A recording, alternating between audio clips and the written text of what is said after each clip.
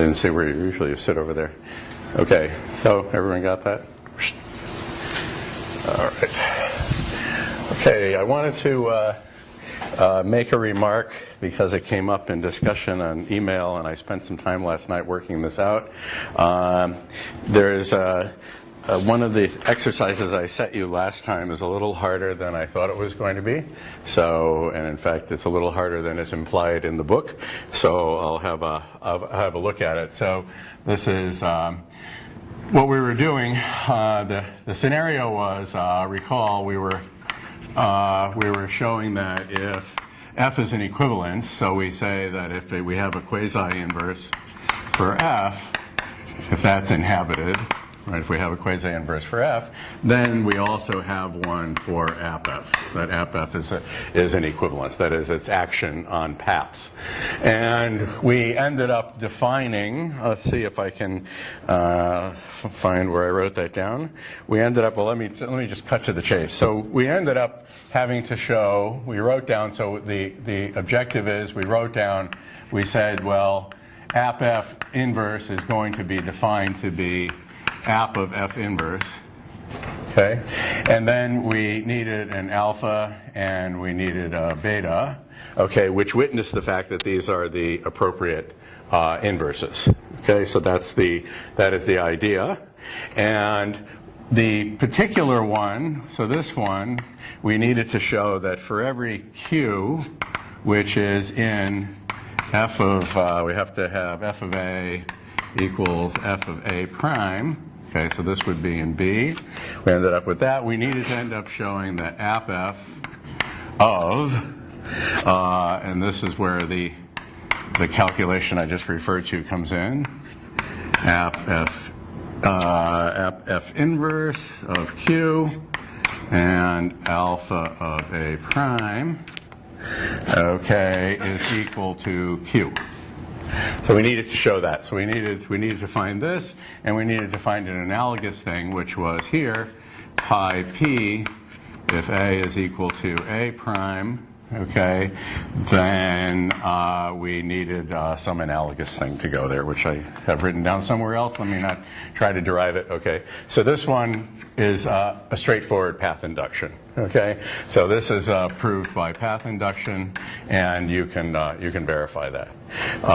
You can just look up rather than make me go through the whole argument all again. Okay, so I said that they were both be done by straightforward path inductions, and if you look in the book, it turns out in the book, at least the printed form I have, it gets revised all the time, so things got changed.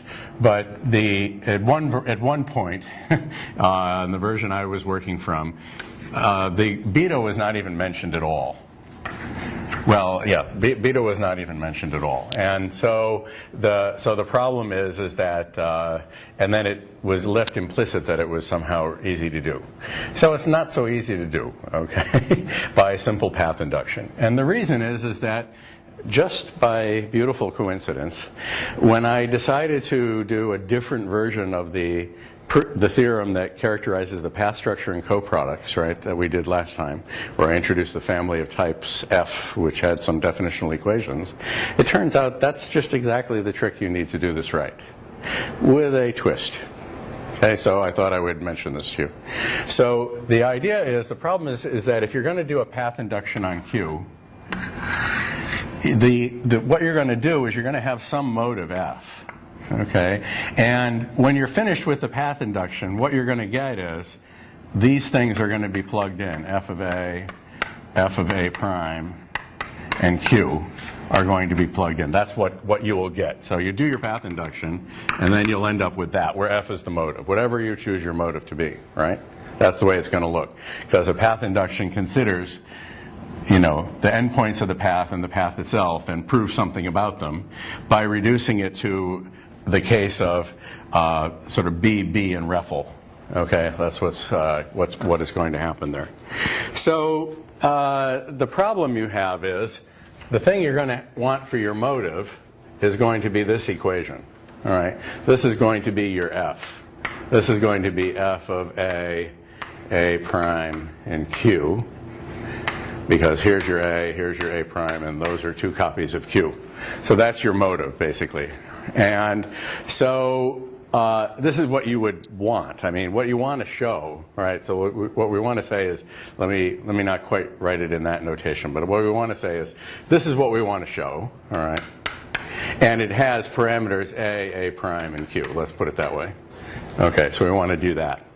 So just like in the coproducts case, the problem you have is that whatever you show by path induction is going to have f of A and f of A prime around in it, and you need to have something that, so to speak, has a bare A and a bare A prime in it.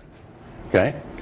So what we did in the case of the coproducts, you'll recall, so recall in the coproducts case, for coproducts, what we did, we chose the motive so that, for example, when you did, it turned out the path didn't matter in that argument. So we chose a motive that said, well, if I do f of in left of A and in left of A prime, that was definitionally equal to something I needed, an equation. So in this case, it was an equation saying that A is equal to A prime, etc. Okay? That's what we did for coproducts.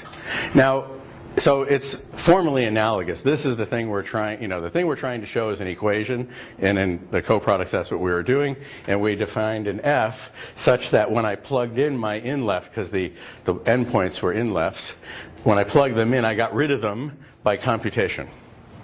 And the reason I could do that is because there's a case analysis that will definitionally strip off the in-lefts, and a doubly nested case analysis that will strip off the in-lefts and leave you with that. Okay? So that works. Okay? But here, you can't do that. So what you need, and the reason is that f is arbitrary.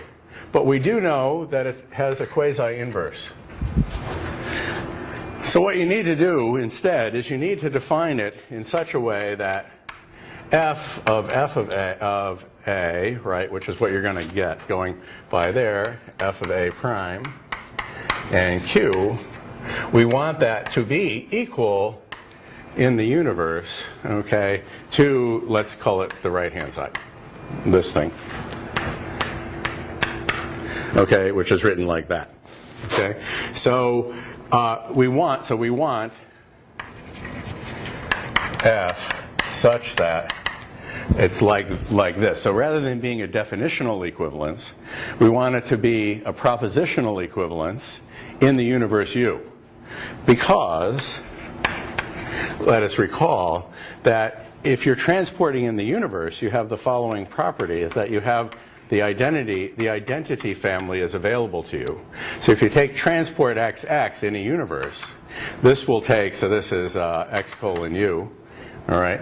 This will be a map from A, well, sorry, first given P, which is a proof that A is equal to A prime in the universe, that will induce a map from A to A prime. Okay, that's the idea. Okay, because you're working over a universe, you can talk about the identity family, because it just says take an element of U and think of it as a type. Okay, so it's an A-index family of types. So if you look at a path like this, it says I'm going to give you a mapping from plug in A for X in X, that's A, to plug in A prime for X in X, and that's A prime, and I get that mapping.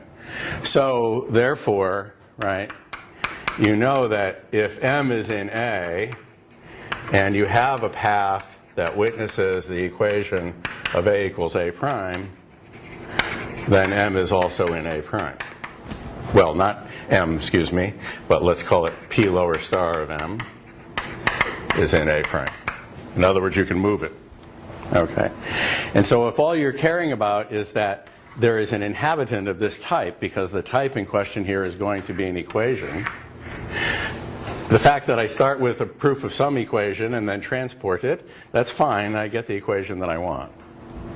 Okay? So I don't need definitional equivalence. See, over here, we were relying on the idea that if M is A, and A is definitionally equivalent to A prime, let's say in U, then M is A prime. That's what we're implicitly using when we make this definition. So the analogous thing here is we're going to make a definition that looks like that, and we're relying on the analogous principle down there, which is the transport property of families, okay? And if you do that. So I wrote it all out, so I know it works, okay? So this is a good exercise, okay? This is a good exercise. To define such an f, okay, you have to do that, you define such an f. So how are you going to define such an f? Well, the idea is that you need to cancel. Like here, I needed to define f by cases in order to cancel the inlefts, right? To get me to an a equals a prime. So how can I cancel the f's? Well, I can exploit the fact that I have a quasi-inverse for f. Okay? So there's a quasi-inverse, f inverse, which will strip off the f's up to propositional equivalence, that is, up to higher homotopy. So you'll take advantage of the fact, though, you'll use the fact that f inverse of f of a is equal in a to a because of alpha. Alpha, which is part of the package of what makes a quasi-inverse, is you have f inverse alpha and beta is in quasi-inverse of f. And that's your alpha.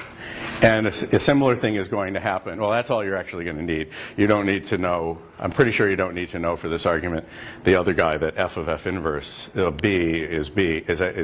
I don't think we actually need that for this construction. But we do need this. So this is the guy that removes the f, okay, up to higher homotopy. And so the argument is a little bit more clumsy, because it's always nice when you have a definitional equivalence, because then you can silently replace one by the other, okay? Here you're going to have to actually do the labor, okay? And, well, that's the way it is, okay? And I'm told, like I had discussions with several people last night, there are also other proofs that use different characterizations of type equivalence than we have available at the moment of the development in the course. So you'll recall that the way I developed it was I had this idea of having a quasi-inverse and use that as to drive discussions about equivalence of types. So later on, there's like 3 or 4 other actually preferable concepts that are used to witness or express the fact that there's an equivalence between types.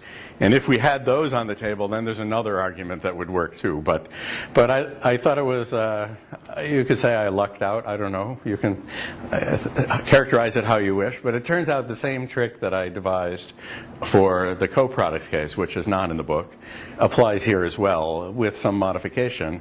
And in fact, in terms of learning how to do these things and getting familiar with type theory this way, this is a really good example. So this is a very good exercise. And then, if I'm not mistaken, I think I'm not, this one is actually quite straightforward, because you're reasoning from a very general, a equals a prime. You don't have to do any hacking around there to get to the equation you want. So then we're okay with that. So that's what will happen.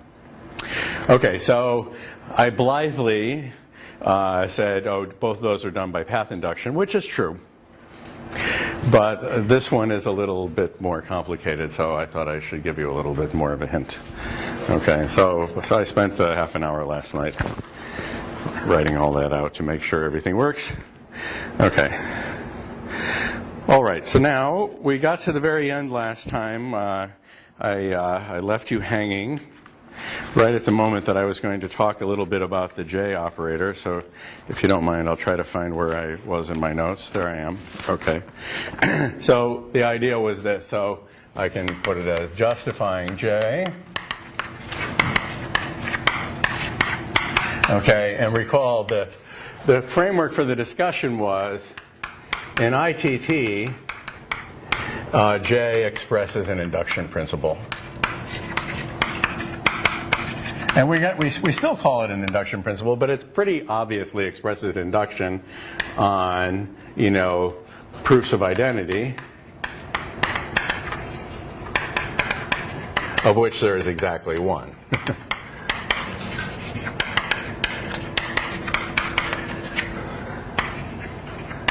Okay, and so in pure ITT, nobody, as far as I know, nobody ever thought to like question whether J worked or anything like that, because it just seemed pretty obvious. If your intro rule is reflexivity and the elim rule case analyzes on whether you have reflexivity, then of course that makes perfect sense. So, however, if we look at in homotopy type theory, or even something less than that, ITT plus funx, the situation is a little less clear.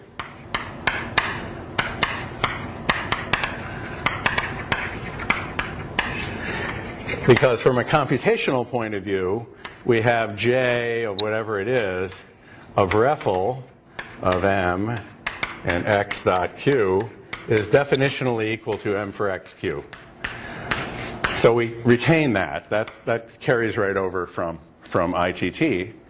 But then you have this problem. Let me just focus on funnext. Suppose the proof of equality is actually an instance of funnext, of function extensionality. Remember, that says that a path is a homotopy. So this takes a homotopy. Let's call it H to remind you.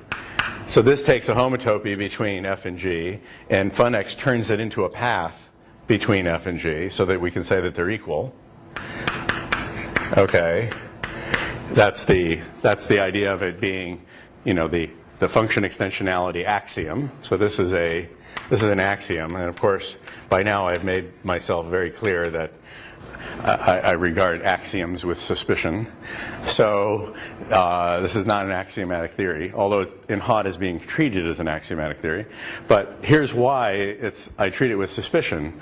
Because the thing that makes type theory sing is the idea that this Genson's principle of inversion, that the elim cancels the intro. Okay? That's what makes it work. So from that point of view, that's why I started out with that discussion long ago. Okay? So from that point of view, there's something tremendously wrong here, okay? Because what is this poor guy supposed to do? Poor J, by its own definition, has never been told, okay, what to do if the argument here reduces and normalizes, you know, in its canonical form, is an instance of function extensionality. It doesn't know what to do, okay? There's no equation governing it. And so there are many ways to react to this, okay? And in fact, a lot of them are under investigation to see whether there's some other way to reorganize type theory to recover Genson's inversion principle, okay? So there might be, okay?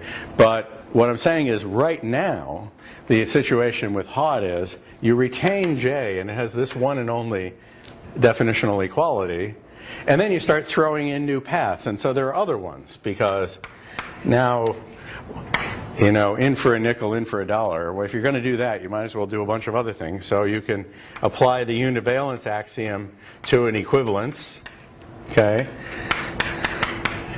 And that's a path.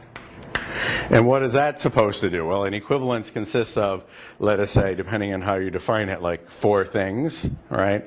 Left inverse, a right inverse, or no, more than that, however many it was, 5 things, I don't remember. A left inverse, a right inverse, and a proof, a pair of proofs for that each one of those is the case. Okay, so there's a big dollop of data sitting right there is what I'm saying. And what is J supposed to do with that? Or if we have higher inductive types, what is J supposed to do with the segment in the unit interval? Or if we have S1, what is J supposed to do with the loop, which goes from the base point back to the base point? It's not clear what it's supposed to do computationally. Okay? It's not clear at all. And indeed, you know, you don't draw a line there because that's part of the definition of J. You know, that's the given, okay? You don't get to patch that. All J knows about is refl, okay? But we've thrown in all these other paths, like these guys, okay? And we've not really given a way to compute with them, Okay, so that's the, so this is the unsatisfactory aspect of homotopy type theory as matters stand today. Okay, is that the computational meaning of these additional concepts that I've described here is not very clear.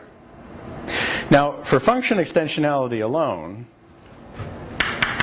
I mentioned to you that there is something called ETT, which it doesn't work like this, but it gives you function extensionality by a different route, by introducing this idea of equality reflection, that any evidence for a propositional equality expresses a true equation judgmentally, and you can replace then equals by equals anywhere you like without any j. You don't need to do any operations. And then it falls out in that you get function extensionality.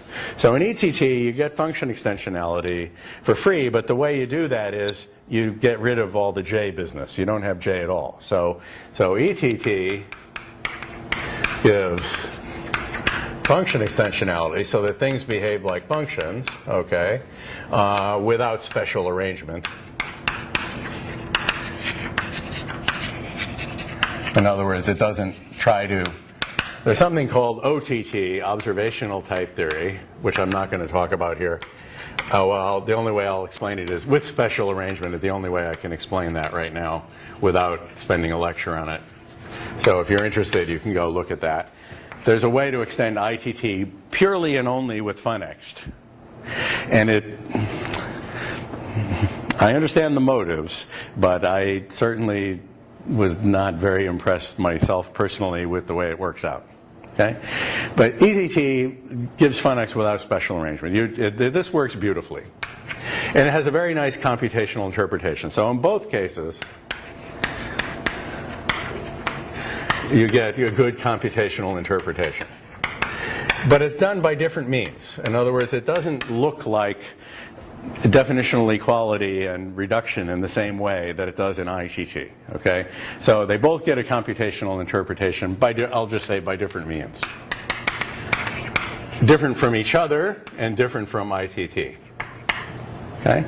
Basically, ETT, you end up using a theory of realizability. If you've ever studied the topic of realizability.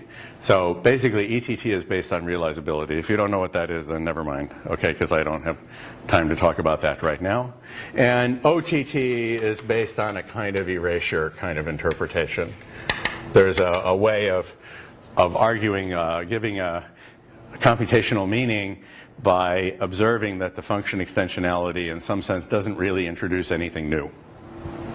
Okay, because at observable type, the funnext goes away, basically. And so there's a kind of justification that goes on for OTT. So this is, to me, this is a little bit of a bastard case, to be honest. I don't know, Torsten will be unhappy with me for saying that, but it's a special case. You take ITT and you manage to get funnext to work. ETT actually works extremely well. But it wasn't designed purely to give you funnext. It gives you funnext plus a lot of other stuff. And I'll explain what the other stuff is in a minute as soon as I start talking about homotopy levels. So when I start talking about levels of types again, then I'll explain what I mean by the other stuff. Okay, and that's what we do. But in HOT, what we do is, in my personal opinion, is terrible. You just give up on computation. Oh. So why am I even teaching this course? Well, that's a really good question. So the hope is maybe we can recover it.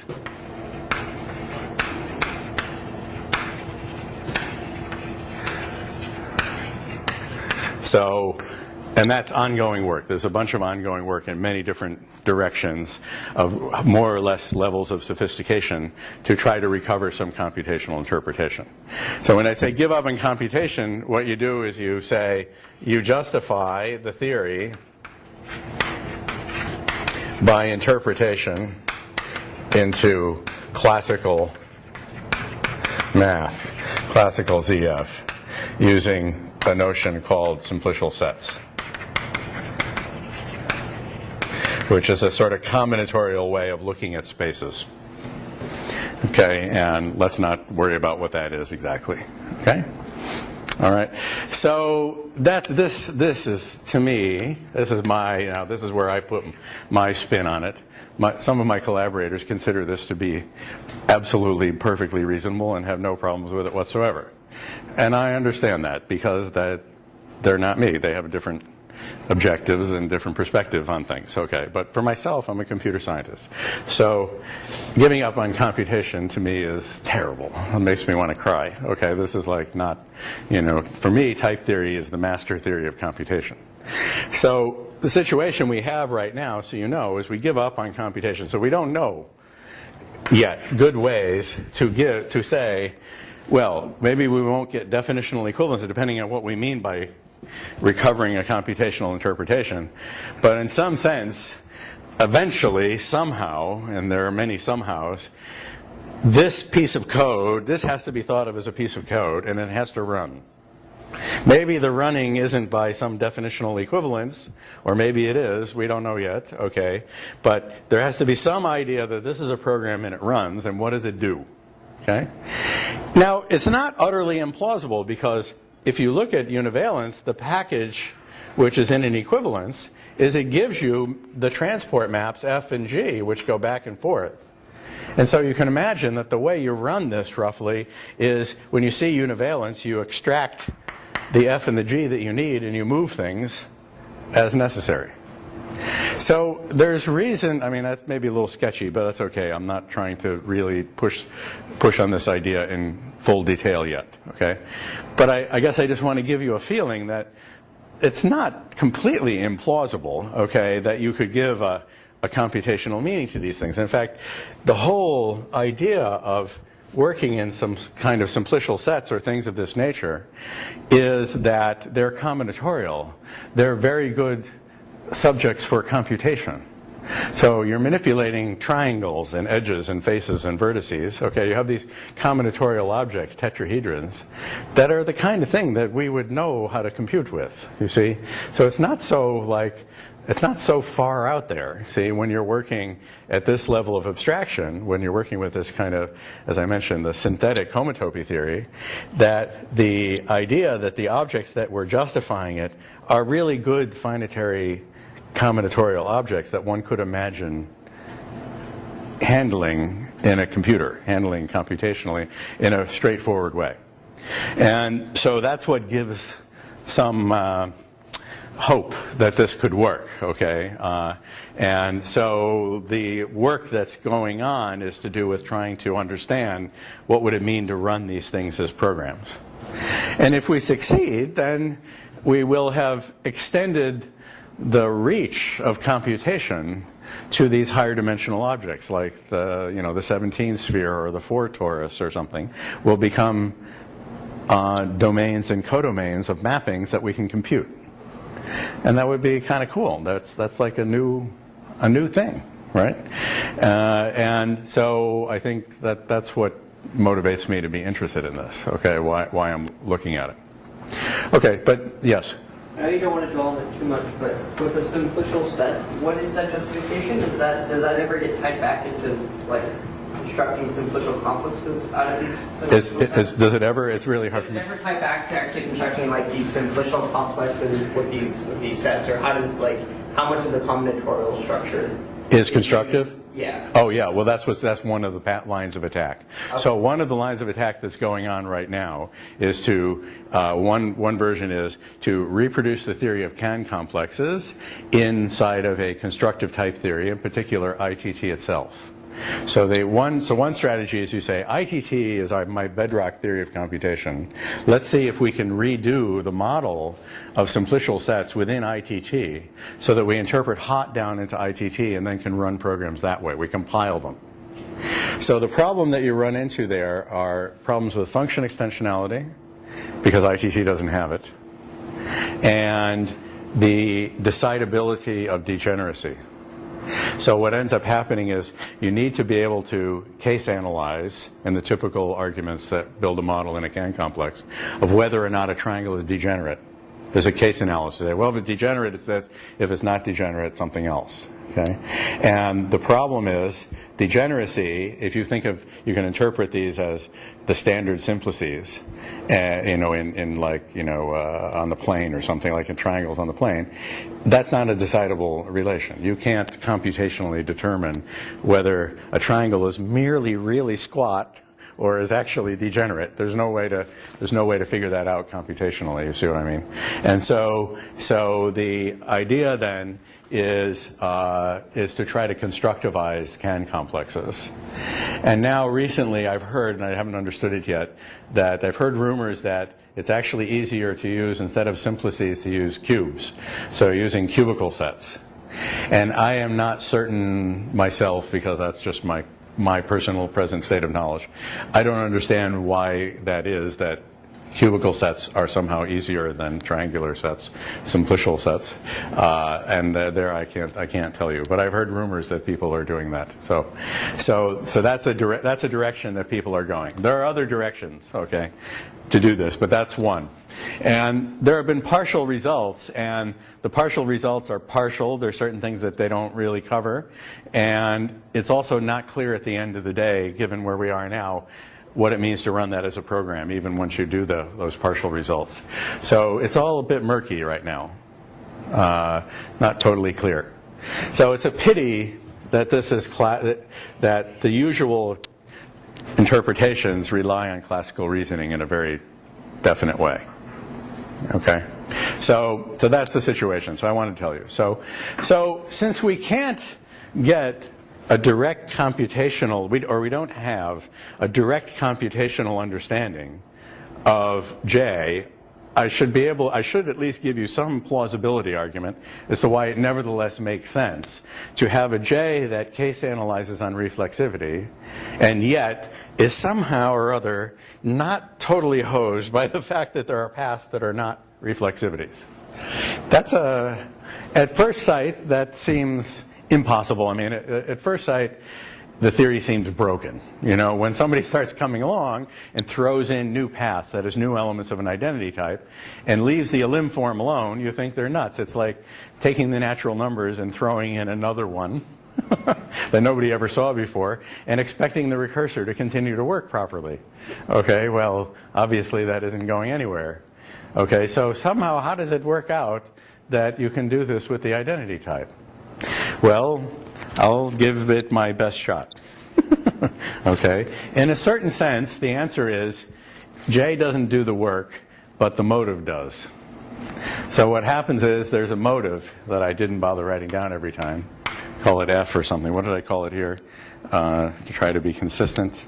Well, anyway, F here. There's a motive that's going to be written in there, and the work is going to be done by the motive. So the idea is that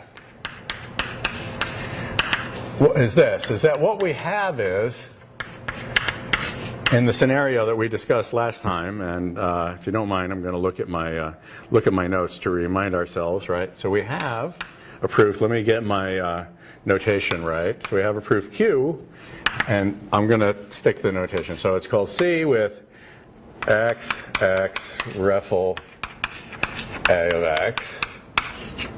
Okay, that's what we have, okay, where the motive, we know what the motive is.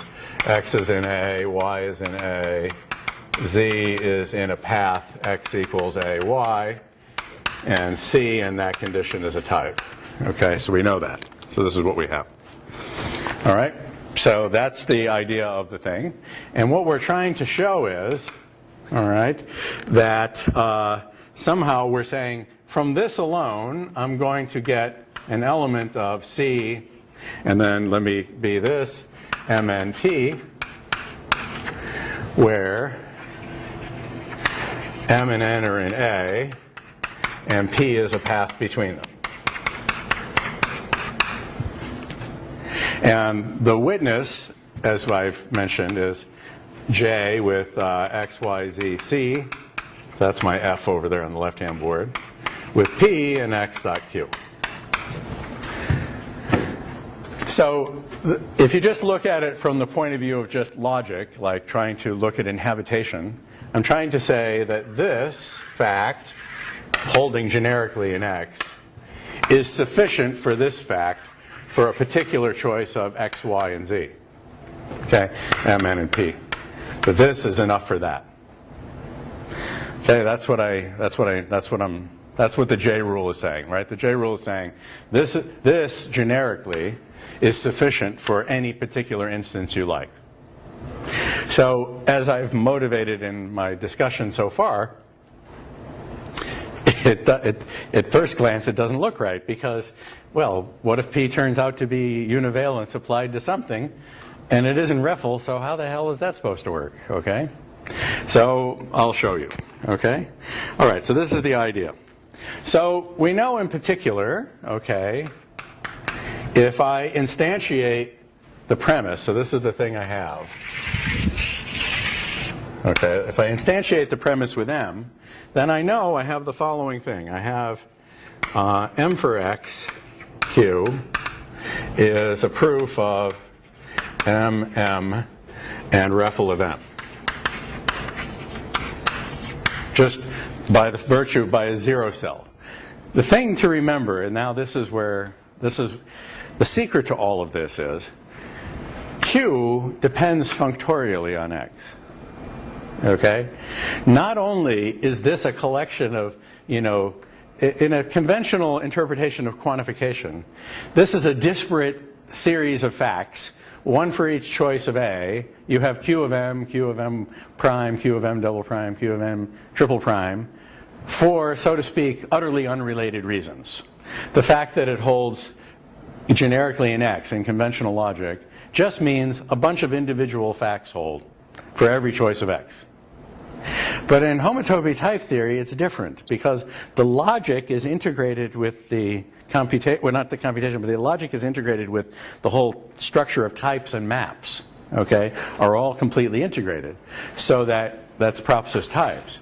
So that a quantified formula, like this one, which is sort of saying for every X in A, CXX REFL of X, right?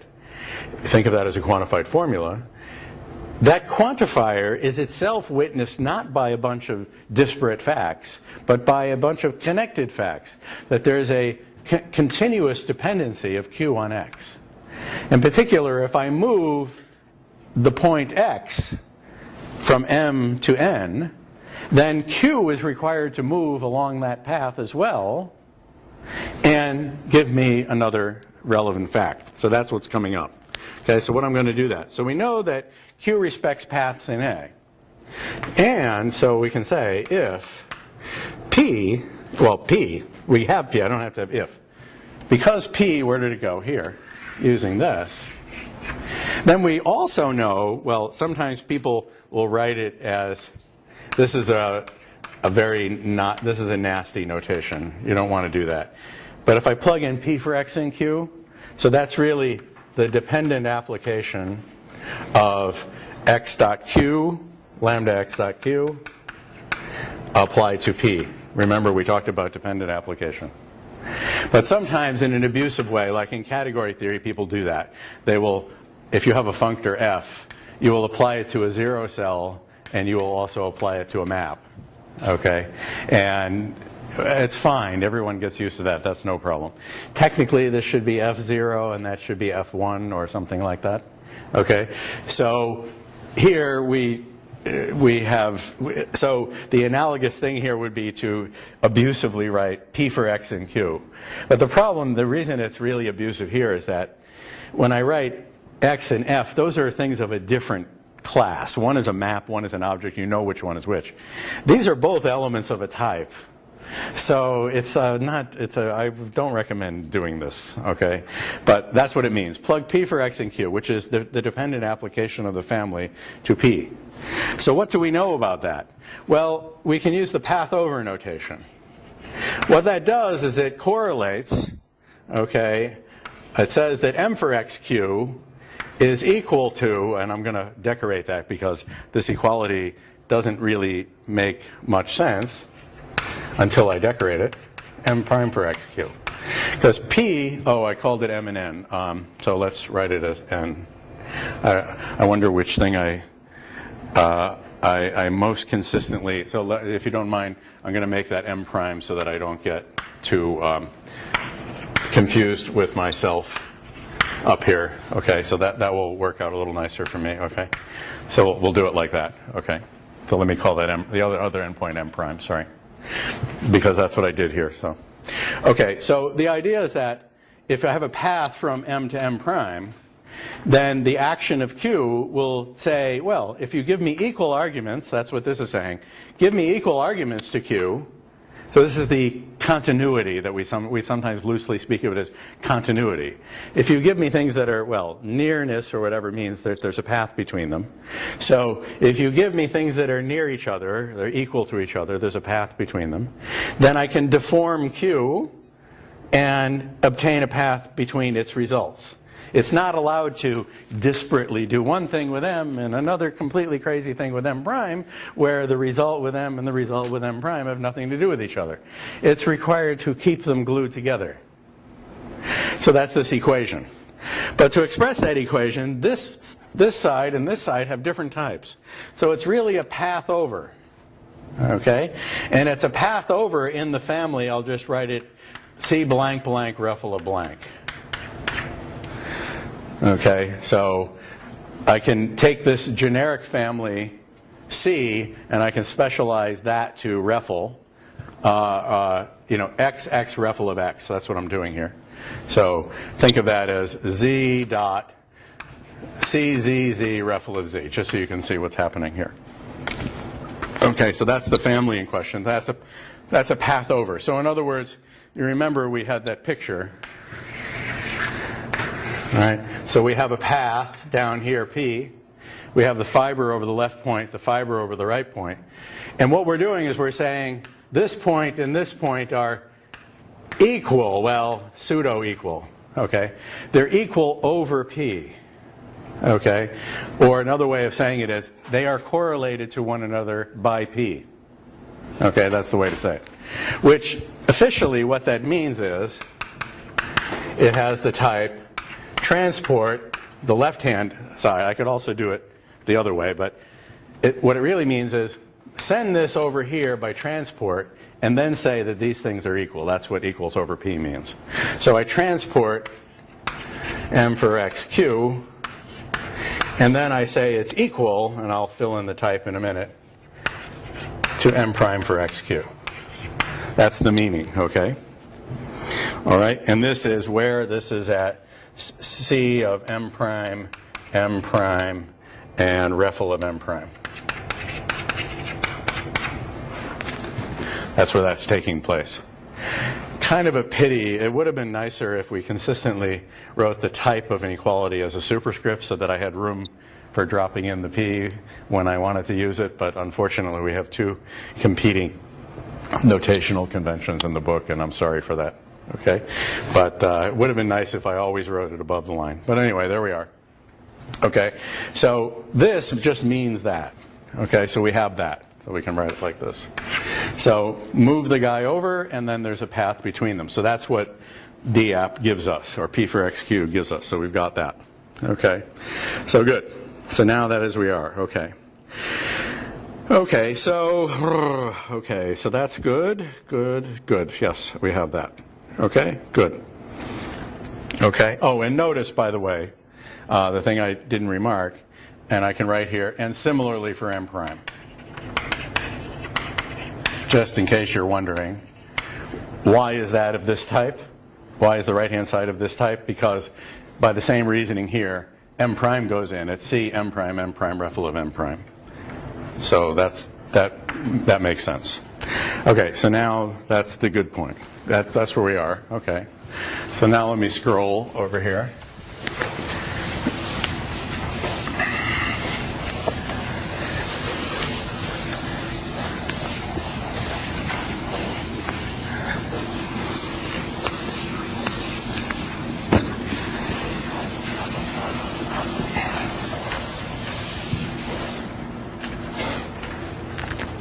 Okay, so now here we are.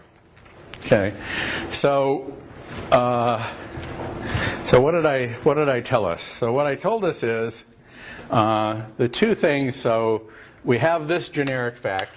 We've used that to obtain this generic fact. Okay, that's what's going on here. Okay, all right, good. So now what I have is, since reflexivity of M is a path from M to M. Oh yeah, right. We have that. And P is a path from M to M prime. So we have that. Okay? I'm going to claim it suffices now. Remember, it suffices for our overall thing, given and to show, right? The thing we have over there on the right. So it suffices, okay, to find an alpha, okay, which says that Reffel A of M is equal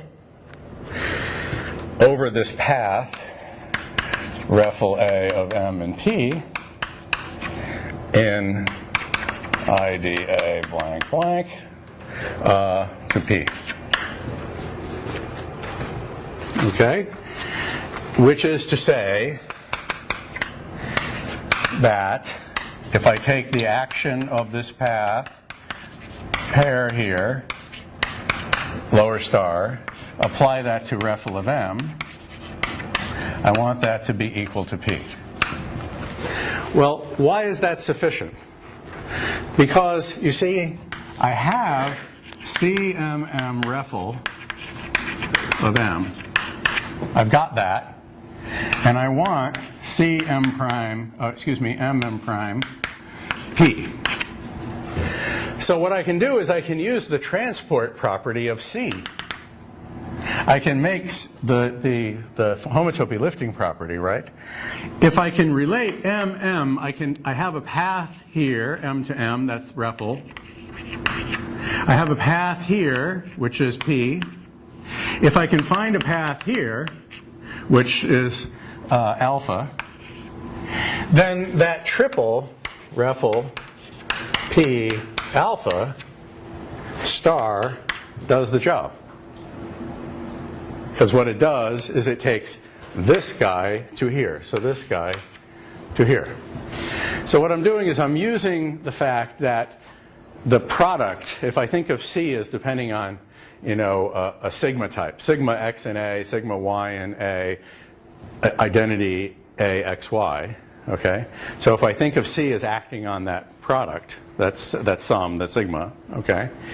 Then paths in the sigma, as I previously told you, consist of triples of paths in each component. That's why I needed to develop that in order to get to this point, okay? So that triple C will then transport, this guy star, which is really transport by C of that guy. That's the meaning of it. What will it do? It'll take us from C of MM, Reffel of M to M prime P, because this triple is a path from the triple. In other words, because Reffel P alpha is a path from sigma x in A. Well, it's a path from. What am I doing? I want to say it's in the product here. Let me not write it down because I'm going to screw it up. It's a path in the identity type of the sigma that I was going to write down. Okay, so it's a path in the identity type. So this is Reffel of M. P alpha is a path in the identity type of a sigma. Okay, that corresponds to the domain of C. Okay, and so then I will be able to use transport because C is going to be fibered over that sigma, and then I'm going to use transport to get it. Okay, so that's what I need. So it suffices to find this alpha. Okay, so now, okay, that's good. So now here's the whole trick. Okay, what does this pair, Reffel of M and P, do to Reffel of M? Well, what it does is, this is going to move, this is a path between M and M. This is going to leave the left endpoint fixed, and it's going to move m to m prime. So what is happening is, you can work out that this lower star of that is just p. Okay? And it's because the proof is the definition of transport in an identity type, which uses the post-composition, which I told you before. It's a pre and a post-composition. So it's going to pre-compose with REFL, that cancels, in the pre in the sense of concatenation, and post-compose with P. It concatenates on the end with P. So you'll end up with REFL of M dot REFL of M dot P, which is P. Okay? Because the action in the identity type is the pre and post composition. Because remember I told you that when you looked at transport in x.idxx, okay, of P, all right, and Q, well, of course I, as usual, screwed this up. So where's Arnzenius? He's not here. What was this supposed to be? Q inverse PQ, or was it the other way around? I got it confused last time, remember? Okay. Whatever, it's supposed to be P inverse QP, so I did it again. Okay. So it's supposed to be P inverse QP. All right, we worked that out last time, modulo my little mistake. Okay? So that's the definition. So if you do that here, you'll discover that because of this fact, this becomes P. So we know that what that is. And we're done. Because now I have to find an element, okay, of P. Well, we just choose REFL A of P, okay, in the identity type, REFL of the identity A M prime of P works. Okay?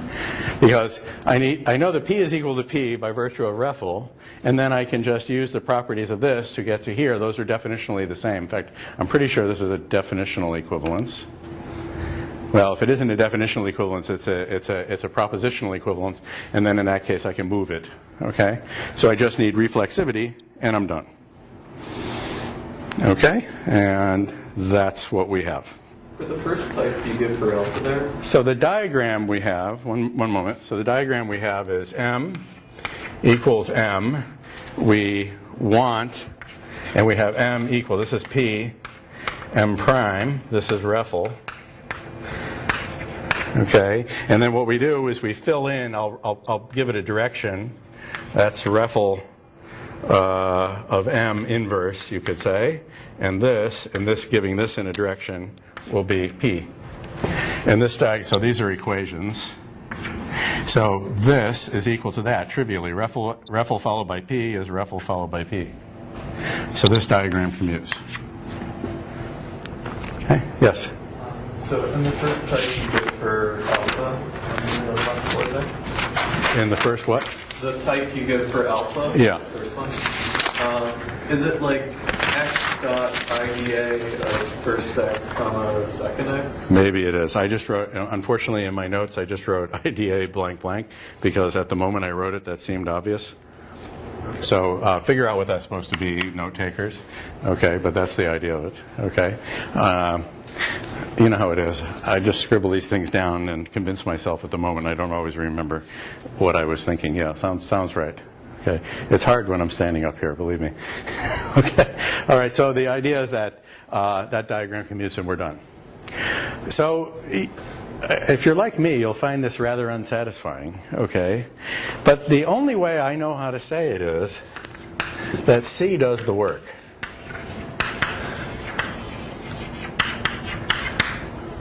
In other words, over here, we're sort of asking that J do the work. And we're observing that J doesn't know how to do the work, okay? That was my discussion here. Poor J has not the slightest idea what to do about these cases, okay?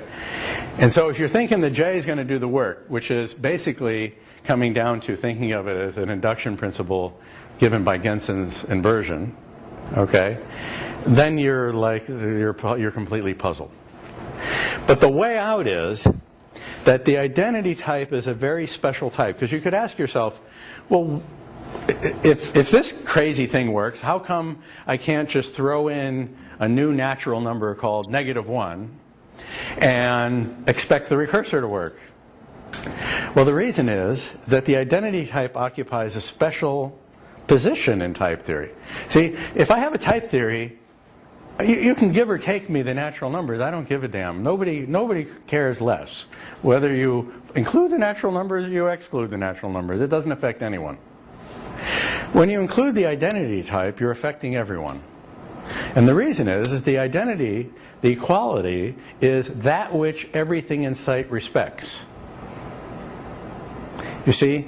So nobody, when you pull Nat out of the theory or put it back into the theory, the other guys carry on their lives like they always did. They couldn't care. Okay? But equality is a special property. So the idea is that C, a priori, respects whatever it is that E identity, whatever it is that identity internalizes. That's what's going on. So in ITT, identity internalizes definitional equality. I told you that. So in ITT, ID, let me call it int, internalizes definitional equality. And everything in sight respects definitional equality, by definition. Okay?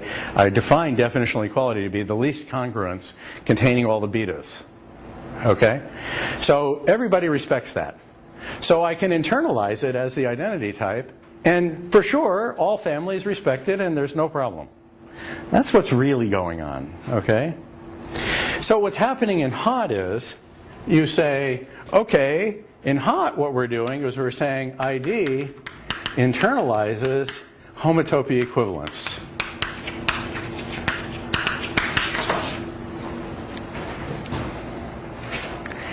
And it's a fact that everything in sight respects homotopy equivalence, provided you have univalence. You have to have univalence, because why? Because, so if you look around, what do I mean by things respect homotopy equivalence? I mean, for example, if you have A cross B is a type, and this is homotopy equivalence to A prime cross A prime, A to A prime, and this is homotopy equivalent to B prime, then these two things are homotopy equivalent, A prime cross B prime. And so on. Okay, but what about, but then there's also implications for the transport properties, because you now have to look at like families. And so what I'm relying on here in this argument is that if there's a path between M and M prime and a path between N and N prime, in the case in question I chose this to be REFL and that to be P. Okay, well, all the notation is slightly different. But anyway, you see what I mean. If I have a pair of paths, then this is also a perfectly good type and is inhabited exactly when this is inhabited. Because there's a transport property that says you can transport along that pair of paths and go from here to here and back, and in fact it's an equivalence. Okay, so these types are equivalent. And in particular, if we're in the universe, this is where univalence comes in. That path is itself an equivalence. And M and N are types because they're in the universe. So it's univalence that ensures that the identity type respects homotopy equivalence everywhere. Okay? Otherwise you would have, just to help your mind, write that as AB instead of MN. Okay? Because we're in the universe. Then you would have equal types which are given by homotopy equivalence. You need for these types to be homotopy equivalent. What guarantees that is univalence, because univalence tells us that this is an equality, and everything respects equality because equality is that which everything respects. Okay? So it's all a big thing hanging in the air in some sense. It all works in a self-contained way. So the idea is that the identity internalizes homotopy equivalence in HOT, whereas in ITT the identity internalizes definitional equivalence. Okay? So what we did here, and when I say that, and then the homotopy equivalence is this groupoid structure, the higher groupoid structure that I mentioned, because The idea of equivalence, remember, is equivalence, like in categories, is isomorphism up to isomorphism. So equivalence is isomorphism up to equivalence. Okay? Because you say, well, there's a correspondence back and forth between the two types such that when I round trip them, I get things that are equivalent in whatever sense equivalence means. If they themselves are types, it means there's another correspondence such that they round trip them, what you get are equivalent. What does equivalence mean? Well, you do that to infinity in principle. That goes as far as you want. That's the structure of the infinity groupoid. So homotopy equivalence is this recursive thing of isomorphism up to equivalence. That's a perfectly fine way to say it. Equivalence is isomorphism up to equivalence. So what you do is you assume in advance that that notion is understood, and you arrange that everything respects homotopy equivalence. And then, when you get to this justification for J, poor J doesn't know a damn thing about these guys over here. It just says, my motive knows what to do. Okay? And so J relies on the motive, that is this path structure that I'm describing here, that this action of paths and the square, I'm telling you, it uses the functoriality. This is the picture I want to point to. It uses this picture. It lets C take care of moving from here to here, which is what you needed to say that this is sufficient for that. Okay? So that's my best shot. Okay? I don't know a better way to explain how the thing works than that. Okay? So in a certain sense, the identity type doesn't really define homotopy equivalence. It internalizes a previously conceived notion of homotopy equivalence. But the previously conceived notion of homotopy equivalence is expressed in terms of the identity type because it's isomorphism up to homotopy equivalence, which is identity. So it's isomorphism up to identity. That's what the notion of equivalence is. You say you have an F and a G, and then you have a proof that G composed with F equals the identity, F composed with G equals the identity, and then that constitutes an equivalence between A and B.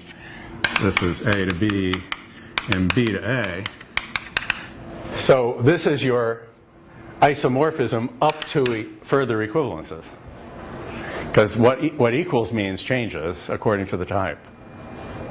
Okay? In other words, there's not one fixed idea. It depends on the type what equals means. Because this is equals at B and this is equal at A. No, the other way around. This is equal at A and this is equal at B.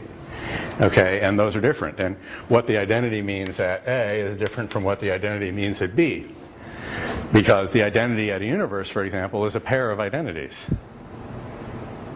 And each one of those could be a pair of identities or who knows what. Okay, it's complicated. The structure is kind of rich.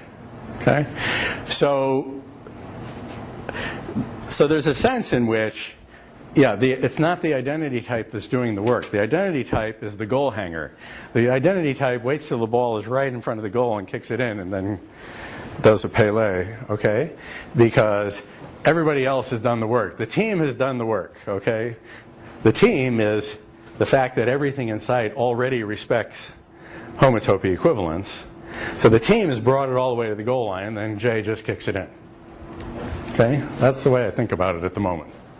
You don't necessarily have to agree with my metaphors, but I believe what I said is technically correct. Okay? Yes? So does that mean that you can't somehow introduce a higher inductive type that will break that argument? No matter what you do, it's like everything else respecting identity? Yeah, so that's the, I don't think that's been proved. Okay? But it's believed that yes, if I have a general theory of higher inductive types, of which the interval and the circle were examples, and there are others, that it all continues to work. And the reason is, somehow, what's happening is, I wish I knew how to explain this, because I don't. Somehow, the presentation, okay, I'll tell you what I think. What I think is we need a logical framework. Okay? And what the logical framework is going to do is let us write down theories like higher inductive definitions that ensure, by the structure of the framework, that everything respects whatever it is that it is going to internalize. Everything respects homotopy equivalence. And then the higher inductives will be a theory in the logical framework, and for general reasons, that's why it will work. This is my feeling of how this has to go. Okay, we have to write down what is the logical framework, and we have to write down, prove a theorem that says it always whatever it presents, it's always going to respect homotopy equivalence. Then I can just have the identity type internalize homotopy equivalence and be a goal hanger and just say, boop, that's it, kick it in, and the whole thing works like magic.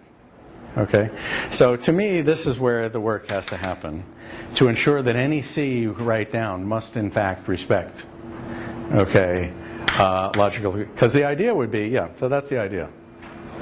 Okay, so that's what that's an attack I'm thinking about. Okay, trying to think about it that way. Okay, so that's what's going on. Okay, so that is why J works. Or maybe not, according to your own. This is the best explanation that I know of why J works. And I don't know anybody else who knows a better explanation of why J works. Most people regard it as like a bit of magic, I think, from discussions I've had.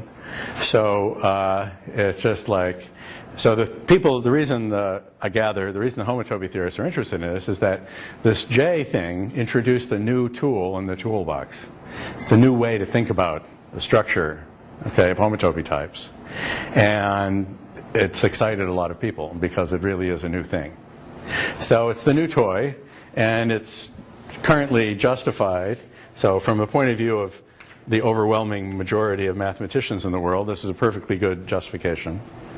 But for me as a computer scientist and a constructivist, I don't consider that to be a very good justification. So we're trying to figure out a programming interpretation of this. Because, you know, my personal belief is programming and math should just be identified. They should be the same subject. And then if that were true, that would be like completely great. I would be so happy. So that's the so for me, programmatically speaking, I don't want to give up on computation. That's unacceptable to me to stop here. That's like, I can't. So one of two things will happen. We'll either we, meaning the community, will either figure this out, or I'm going to walk away from it. Those are the only two options as far as I'm concerned. So we'll see what happens. Okay, so that's that. Alrighty. So now I want to talk about homotopy types a little bit. I got 5 minutes? Okay, so let me start talking. Leave it alone. Okay, what would you like me to erase? How about over here? So let's get started on homotopy types, because this is kind of fun stuff, and it's interesting. What this next lecture, this next segment is going to do is it's going to allow me to situate the previous work on ETT and ITT and stuff in a particular setting. So that's what I'm going to do now. So the slogan is that homotopy type theory is homotopy type.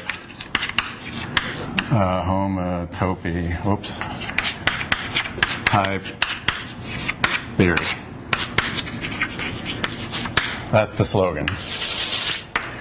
All right, so this is what we're going to do. So that's why it got called what it got called. So what are homotopy types? Well, let me just start out with a really basic one, and then we'll build up from that. We'll say, okay, so the definition is a type A is a set, or AKA a homotopy zero type. We'll see why it's called a zero type later, but right now we'll say it's a set. Okay. If and only if for all P and Q in X equals Y in A, so I really need for every X and Y, so for every X, Y, and A, and all P and Q, P is equal to Q. So in other words, I can define the type is set of A is by definition pi x, well, let's be a little brief, pi x and y in A, pi p and q in x equals y in A, p equals in x equals y in A q. This is a type. It is inhabited by data, and the data it's inhabited by is this. So in other words, the witness to the fact that something is a set is a function f, which when given x, y, p, and q, proves to you that p and q are the same in the appropriate type. Okay? That's what it means to be a set. Okay? That is the definition of a set. So what is the picture you're supposed to have here?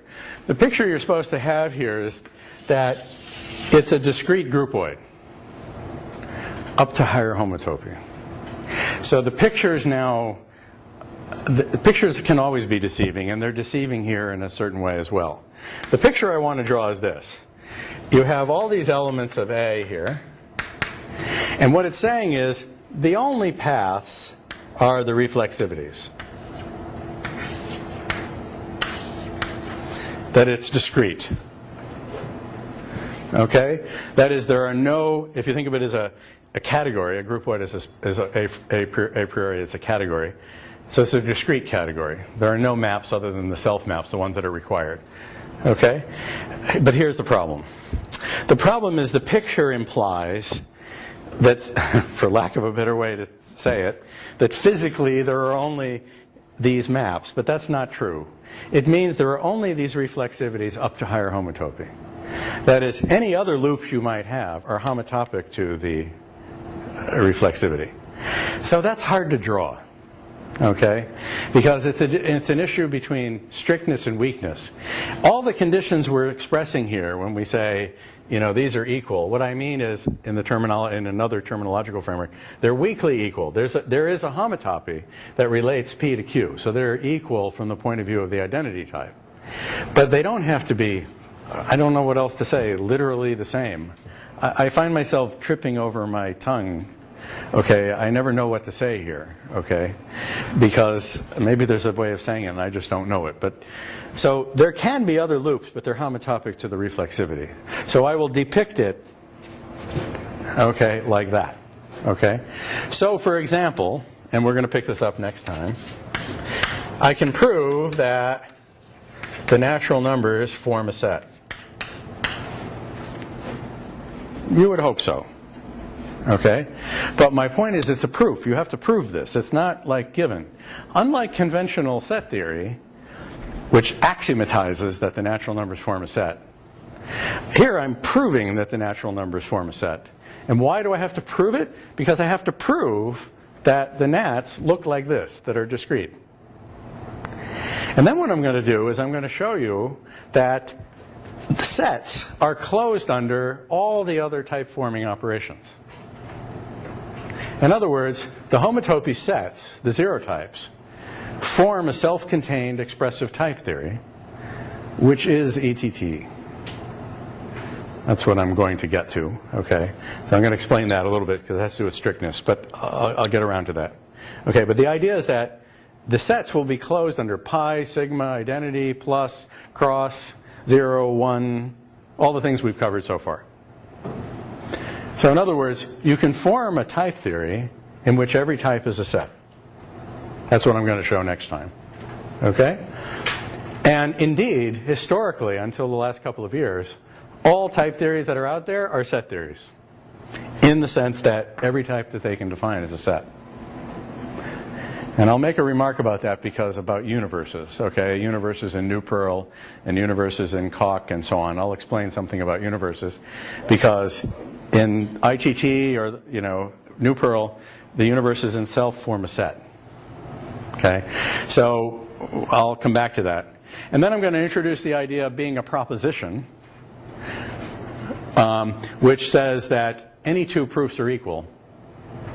And I'm going to complain bitterly about the terminology as a proposition, but Anyway, the terminology is it's a proposition, and then I'll complain bitterly about it. And then we'll talk about what is called the propositional truncation, okay, which is a way of turning types into propositions. And then that will set me up for talking about the whole hierarchy of homotopy n types for n bigger than or equal to -2. Because the propositions will turn out to be -1 types, and then there's another one called the -2 type, and that's where we stop.